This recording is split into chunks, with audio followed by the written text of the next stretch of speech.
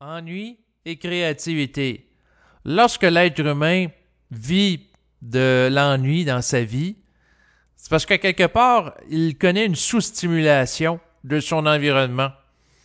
Donc, lorsque la personne est, par exemple, sous-stimulée, donc stimulée en dessous de ses capacités au travail, donc elle va s'ennuyer. Pourquoi? Parce que le travail ne sera pas à la hauteur de ses compétences.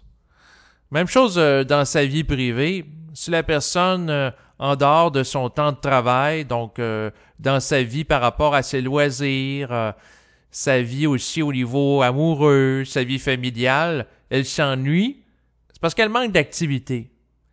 Puis, pour répondre à une stimulation plus adéquate, l'être humain peut se la donner. Donc, l'être humain, s'il est créatif, il est capable de meubler sa vie pour la rendre agréable. Donc, c'est sûr que moi, en tant qu'individu, si je m'ennuie, je manque de stimulation, qu'est-ce que je vais faire? Ben, je vais faire, entre autres, un enregistrement où je vais parler à voix haute parce que ça me stimule. Donc, c'est une des façons que je compose. C'est sûr que beaucoup d'artistes qui, lorsqu'ils sont confrontés à des situations ennuyeuses dans leur existence, sont extrêmement créatifs parce qu'il faut voir le vide qui occasionne l'ennui, donc la sous-stimulation par exemple, de stimuli sensoriels, auditifs et autres, comme étant l'espace potentiel du déploiement de l'être de l'individu. Si l'individu est capable de se brancher à la source et de canaliser cet océan intarissable de créativité, parce que lorsque la personne s'intériorise puis elle rentre en contact avec l'esprit et qu'elle vit une communication télépathique avec lui, elle ne peut plus s'ennuyer. L'ennui, d'ailleurs, c'est un état de réflexion de l'ego par rapport à sa condition. Donc, lorsque la personne s'ennuie, c'est que l'ego évalue qu'il est sous-occupé, il ne sait pas quoi faire. Mais si l'ego se branche à l'esprit, ça veut dire intérieurement ce qu'il a à faire, ce qui n'est pas pareil. L'ennui peut être lié au fait que l'ego est sous influence d'un brouillard astral qui l'empêche d'avoir accès à une direction intelligente dans sa vie. Alors que si l'individu est branché avec l'esprit, il va être créatif. Quelqu'un qui est en contact avec l'esprit, ça peut l'amener à faire un enregistrement, un autre, écrire plein de textes. Parce que l'esprit adore se déployer au sein de l'individu et se manifester à travers lui, à travers la parole, à travers les actions. Donc, moindrement que l'être humain laisse de la place à l'esprit pour entrer à l'intérieur de lui, l'être humain va être dynamisé. Et il va devenir créatif.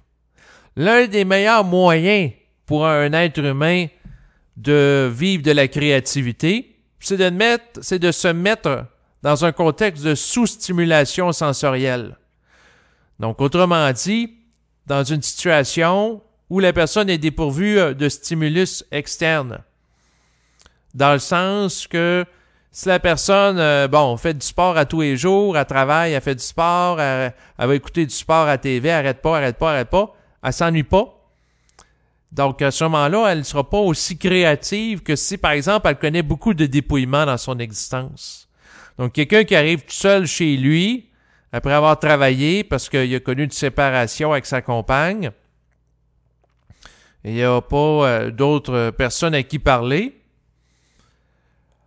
que lui-même, il peut passer beaucoup de temps à discuter télépathiquement avec l'esprit, puis l'esprit peut y apprendre des choses, puis utiliser l'espace de solitude qu'il connaît comme étant un déploiement d'une expression créative qui peut déboucher par la suite par la réalisation d'un peu plus d'une centaine d'enregistrements sur Internet.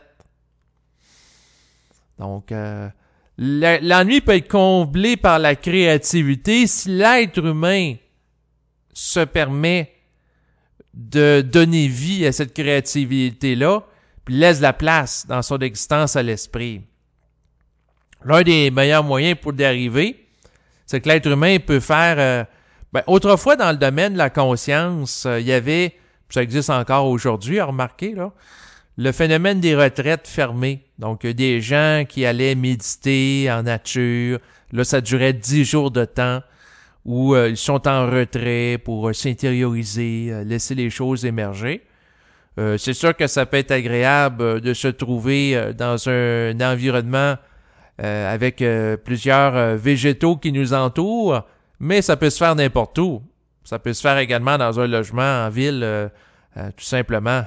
Donc, la personne doit se donner de l'espace pour se déployer créativement. Et c'est sûr que la beauté d'une personne qui est créative et qui est capable de se brancher psychiquement à cet océan de lumière que représente le plan éthérique, c'est le fait que lorsqu'elle est branchée psychiquement avec cette réalité, elle ne peut pas techniquement s'ennuyer. Parce que la vibration va la vitaliser, puis l'amener à parler, puis à parler. Puis là, les gens à l'extérieur d'elle vont trouver ça étrange, qu'une personne puisse parler, puis là, pas juste faire un enregistrement, 2, 3. Non, la personne, elle peut être rendue au-dessus de 200 enregistrements, puis elle a toujours des choses à dire. Pourquoi? Parce que l'esprit est sans fin et se renouvelle continuellement. Donc, si l'être humain est capable de se brancher à ce flot d'énergie créative à travers elle, bien à ce moment-là, elle n'aura jamais le syndrome de la page blanche et aura toujours de l'inspiration. Parce que l'esprit inspire continuellement l'être humain parce que c'est dans sa nature de se renouveler tout le temps créativement, de donner accès à l'être humain à des nouvelles idées. Puis lorsque l'être humain canalise ça sur le plan physique, l'esprit est content parce que ça lui permet de se manifester sur le plan matériel. Et c'est son but, parce que le but du plan éthérique où réside l'esprit, c'est éventuellement qu'il y ait une interprétation puis une fusion totale avec le plan matériel qui va faire que les deux plans vont travailler ensemble par synergie totale en éliminant ici les résistances astrales et le décalage énergétique entre les deux qui empêchent une harmonisation adéquate entre ces deux réalités. Donc, autrement dit, la parole vibratoire, entre autres, peut être un moyen pour faire face à des situations ennuyantes et rehausser un taux vibratoire. L'une des plus belles choses que donne accès la parole, qui est le résultat de la canalisation de l'esprit d'une manière volontairement consciente, c'est accès à une énergie de vitalité, de renouvellement psychique aussi qui s'y rapporte. D'une dynamisation créative, parce que la personne qui, par exemple, fait régulièrement des enregistrements, écrit des textes, par la suite compose des chansons, compose des poèmes, elle est impliquée à différents niveaux sur le plan créatif, il y a une forme de dynamisation interne qui s'y rapporte. Alors que l'autre personne qui passe son temps à capter l'influence d'une entité astrale qui répète dans sa tête « je m'ennuie, je m'ennuie, je m'ennuie », puis la personne dépérit intérieurement, il y a une stagnation énergétique qu'elle connaît. Donc, en fait, aussi, ce qui est à noter, c'est que pour rester cohérent, il faut que la personne se manifeste, puis qu'elle s'exprime. D'ailleurs, récemment, j'ai eu la chance de discuter avec une personne qui vit dans un rang éloigné, c'est-à-dire un endroit qui est reculé de la ville. Et là, la personne souffre d'ennui, elle vit un état dépressif. Pourquoi? Parce qu'elle a accès à beaucoup d'énergie et elle ne le canalise pas. Donc, c'est ça qui amène sa détérioration psychique.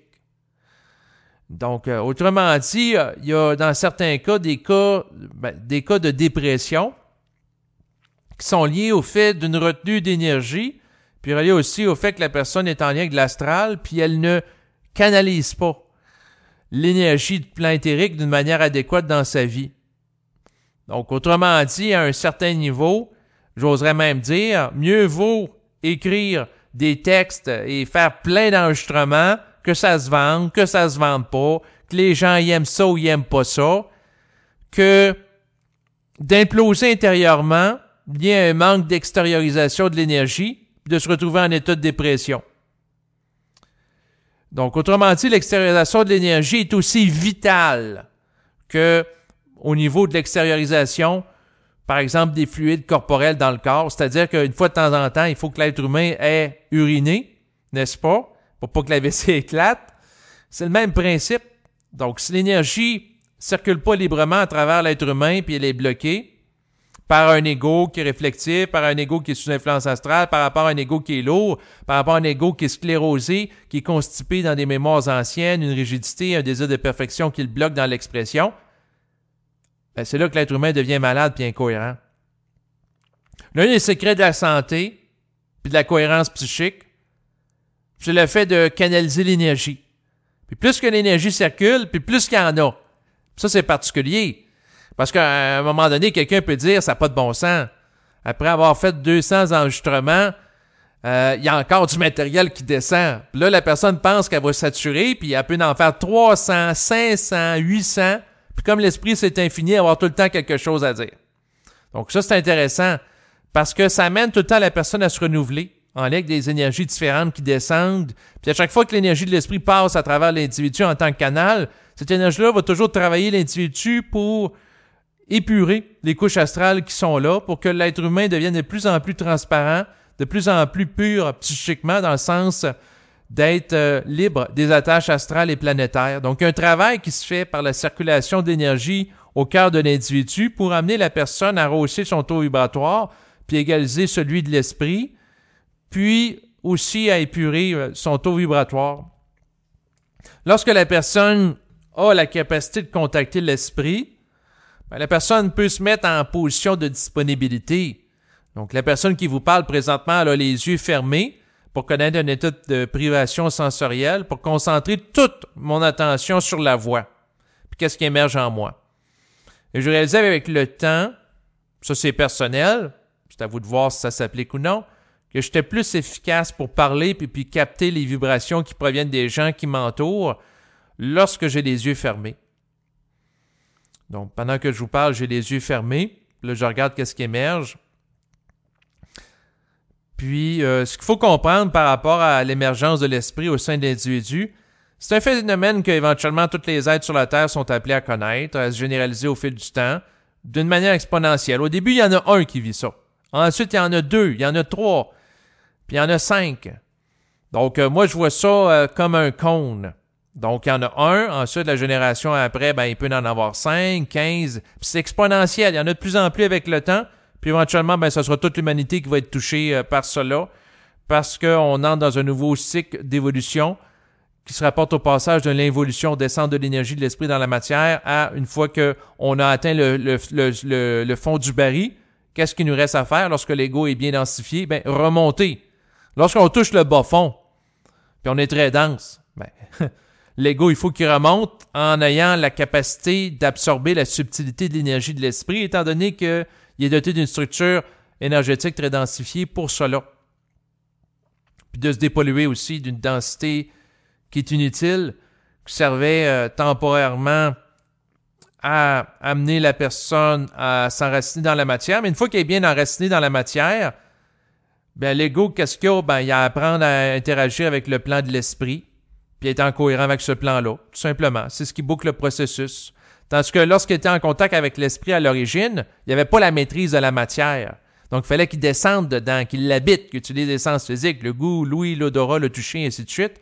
Puis lorsque c'est bien maîtrisé, puis c'est bien fait, à ce moment-là, c'est de réintégrer son contact avec l'esprit, la condition, en fait, son lien avec sa contrepartie cosmique, pour être à la fois un être qui transige très bien dans la matière, tout en transigeant également très bien avec le plan éthérique, où résident des entités qui vont faire l'administration de la matière et éventuellement devenir un être qui est à la fois sur le plan matériel, puis à la fois un administrateur conscient de la matérialité. Et au lieu d'être sous tutelle psychique, puis être sous la curatelle d'entités au niveau éthérique, il est le propre administrateur de son existence en tant qu'être intégral et fusionné avec le plan éthérique. Donc, à la fois, il administre la matière, puis à la fois, il vit à travers la matière. Donc, au lieu que ce soit des administrateurs détachés de la matière, qui ont l'objectivité psychique nécessaire pour avoir un recul critique et favoriser une évolution des êtres s'y trouvant d'une manière objective, lui-même est capable d'évoluer objectivement, puis s'auto-propulser dans un développement, tout en étant capable de jouir de la vie sur le plan physique, d'apprécier des choses comme manger, boire, et ainsi de suite. Donc, ça, c'est l'être humain qui est appelé à venir. Mais tout cela, il faut composer avec la matérialité, avec intelligence. Puis l'un des moyens d'y arriver, c'est de ne pas souffrir de l'ennui, puis d'être créatif. D'ailleurs, la créativité, c'est le propre de l'expression de l'esprit. Un être humain qui n'est pas branché avec l'esprit ne peut pas être créatif. Il peut répéter des mémoires anciennes, il peut les organiser autrement, mais il ne peut pas générer de nouvelles idées, puis sa parole ne peut pas être l'expression d'une vibration réellement nouvelle. Le propre de l'être humain créatif, c'est qu'il est capable de générer par sa parole un taux vibratoire qui peut, lorsqu'il est absorbé, rehausser son aura, puis la modifier, puis l'altérer. Lorsque, par exemple, quelqu'un canalise, il va altérer sa structure énergétique et il va y avoir un changement qui s'opère. Pour donner un exemple concret de ce que je veux mentionner ici, c'est que quelqu'un, par exemple, peut vibrer par exemple, à 60% en tant qu'âme. Lorsqu'il canalise volontairement, consciemment l'esprit, en lui donnant de l'espace de déploiement, ça peut être à travers l'écriture d'un texte, la réalisation d'un enregistrement audio, il parle. Là, l'esprit, lorsque l'être humain ressent la descente de l'énergie de l'esprit à travers lui, ben, il peut passer d'un taux vibratoire de 60 à 80% momentanément. Suite à cette descente-là d'énergie qui est vécue par lui. Donc, momentanément, il vit une tension, parce que quelqu'un qui est à 60 puis on l'amène à vibrer à 80 puis il n'est pas habitué à ça, ben, ça crée une tension interne au sein de l'individu. C'est comme si l'âme se sentait comprimée par l'entrée massive de l'énergie de l'esprit qui est plus haut. Donc, par rapport à ce rehaussement vibratoire, une réaction. Il peut y avoir une instabilité au niveau de l'âme parce qu'elle n'est pas habituée de contenir autant d'énergie. Puis, par la suite, une habituation de l'âme. Puis, une fois que l'activité de canalisation est terminée, puis la personne n'est plus en mode captation vibratoire et émission de cette vibration dans sa parole ou l'écriture, elle va avoir un taux vibratoire qui était différent avant, d'exposition à cela. Donc, autrement dit, la personne, avant l'enregistrement, est à 60, lors de l'enregistrement, est à 80, puis après l'enregistrement, elle tombe à 61.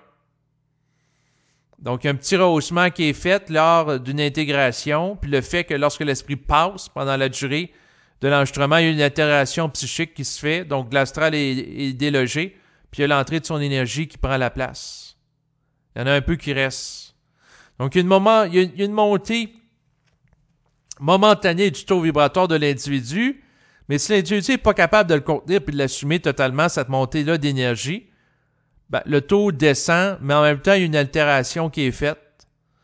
Donc, la personne passe de 60 à 80 à 61. Puis par la suite, elle va canaliser à partir du niveau 61.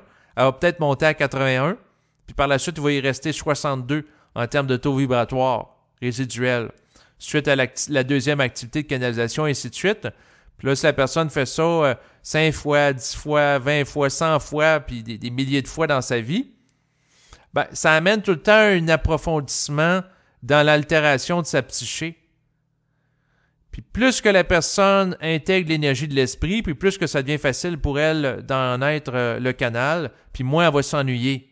L'ennui est en relation avec l'illusion psychologique de l'individu d'être seul. Mais lorsque la personne vit une communication télépathique avec l'esprit, il ne peut pas s'ennuyer, étant donné qu'il va discuter avec une contrepartie de lui-même qui va lui apprendre de plus en plus des choses. Si l'être humain a de plus en plus la capacité à percevoir cette énergie et à être réceptif.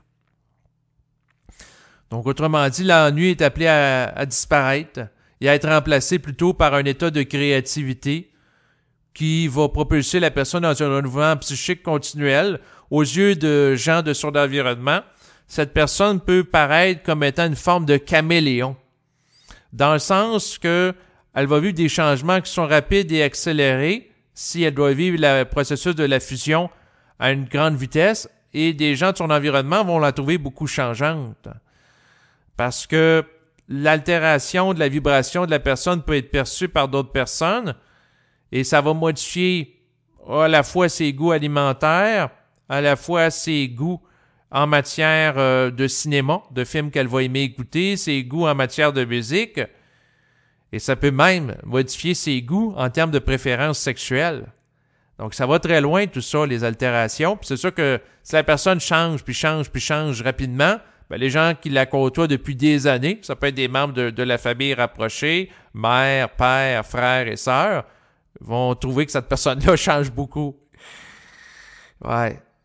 Parce que si eux autres ne vivent pas simultanément le même processus, ça va être quelque chose de particulier parce qu'ils vont trouver que l'individu est un peu à l'image d'un serpent change tout le temps de peau, est toujours en mutation, puis sa structure énergétique s'altère toujours, ce qui fait que son discours change à un point tel que ce que la personne a dit il y a à peine quelques jours n'est plus nécessairement valide dans le moment présent, vu que sa psyché s'est altérée.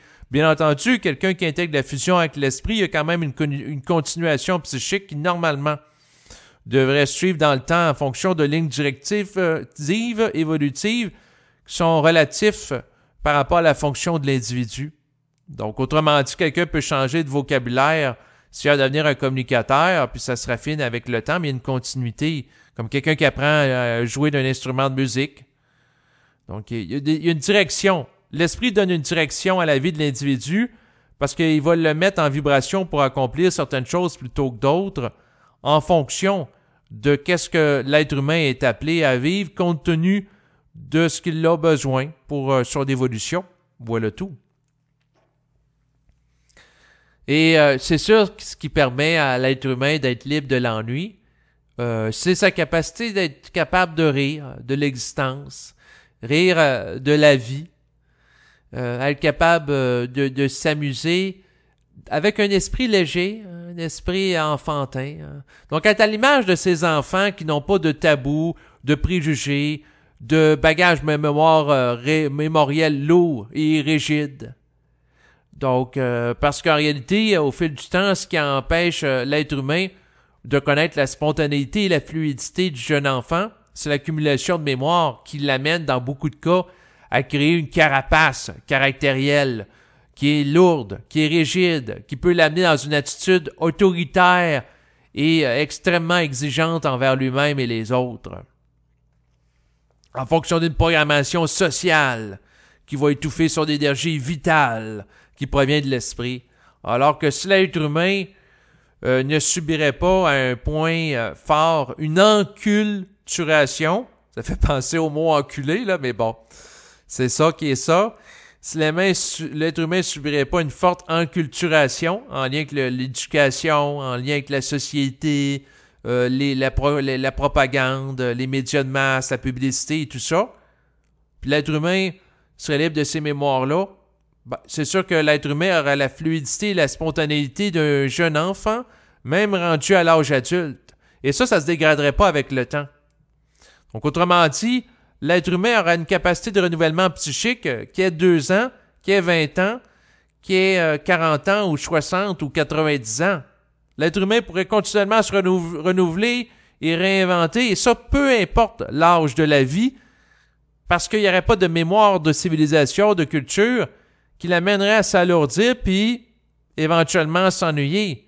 En réalité, les gens s'ennuient. Pourquoi? Ben parce qu'ils sont coupés de leurs sources, parce qu'ils peuvent être sous l'influence d'entités astrales qui génèrent en eux l'idée de l'ennui, qui peut les amener à vibrer émotivement à un état de tristesse associé à cela, qui va nourrir des pensées défaitistes, qui, en fait, le tristesse va amplifier l'importance, devrais-je dire, aux pensées défaitistes que l'individu subit et renforcer certaines entités astrales pour continuer à acheminer ces pensées-là défaitistes, parce qu'à ce moment-là, l'être humain devient en phase énergétiquement avec ces entités, puis à ce moment-là, ça permet à ces entités de plus en plus chevaucher l'être humain, puis de le couper de sa source pour exercer une influence sur lui.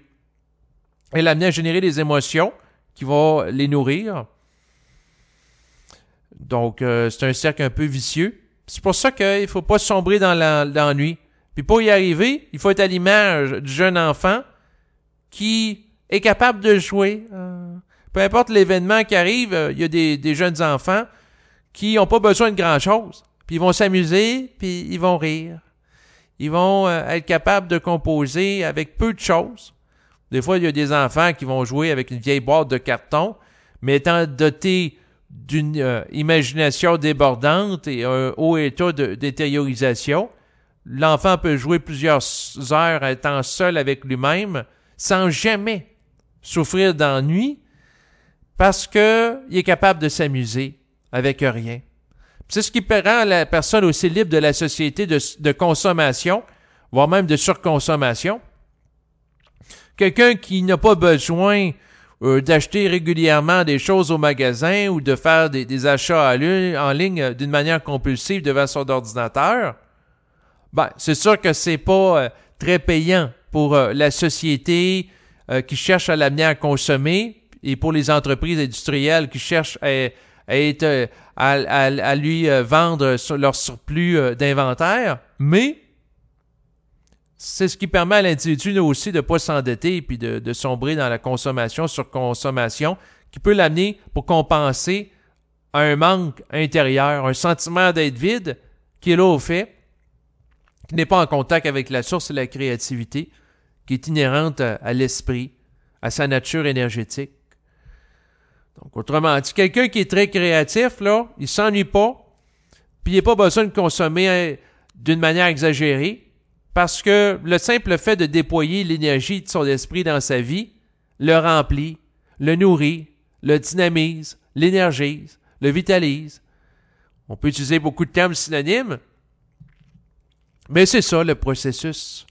C'est être capable de rester avec un cœur d'enfant, une simplicité de l'enfant, devrais-je dire, rendu à l'âge adulte, sans être soumis à des formes qui sont lourdes, à des conditionnements sociaux, conditionnements familiaux, conditionnements amoureux et autres, qui vont amener l'individu à courber l'échine sous la pression sociale, ce qui peut l'amener à vivre des états de dépression, parce que si la personne est trop en déphasage avec elle-même, ben à ce moment-là, elle peut sombrer dans un état dépressif parce que elle se coupe de sa source, de sa vitalité, puis si la personne n'a pas d'énergie, ben elle est déprimée, puis si elle n'est pas déprimée, ben elle n'a pas l'énergie pour aller au travail, faire ses occupations familiales, et ainsi de suite. Donc, autrement dit, la personne qui devient trop en déphasage par rapport à elle-même, puisqu'il l'amène à sombrer dans un état de déchéance psychique, un état de malaise qui peut être propice à faire en sorte que son système immunitaire s'affaiblisse, puis qu'elle tombe malade sur le plan physique. Tandis que si la personne est capable d'être en contact avec l'énergie, la vibration, puis elle est capable de jouer, ça peut être de jouer avec des cartes, avoir du plaisir tout simplement à caresser son chat, à lui parler, à discuter avec l'esprit, avoir des discussions avec quelques bons amis qui vont être capables de stimuler et de participer à générer un état d'énergie qui est sain, ben, la personne garde sa cohérence. Donc, elle ne souffrira pas d'ennui, puis sa vie va être l'expression créative de son être. Voilà le point où je voulais en venir. J'espère que les propos qui ont été tenus dans le cadre de cet enregistrement ne vous ont pas trop ennuyé, mais plutôt dynamisé pour favoriser l'émergence d'une créativité en vous. Une créativité qui peut vous redonner vie, vous renouveler psychiquement et favoriser l'expression de votre être réel au cœur de votre existence.